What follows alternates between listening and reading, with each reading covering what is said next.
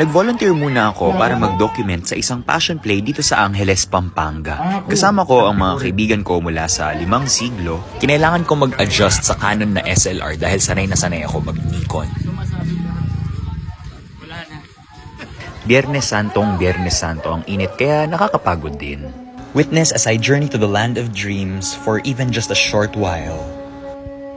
Pinagpatuloy natin ang ating Paschal Triduum o ang liturgy that spans the Paschal Mystery of Christ, which is yung Passion, Death, and Resurrection sa Holy Rosary Parish Church sa Angeles, Pampanga. At doon kami nag-veneration of the cross.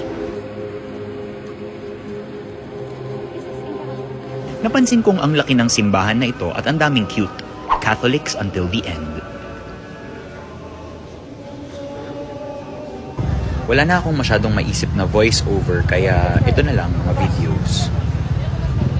Yun lang.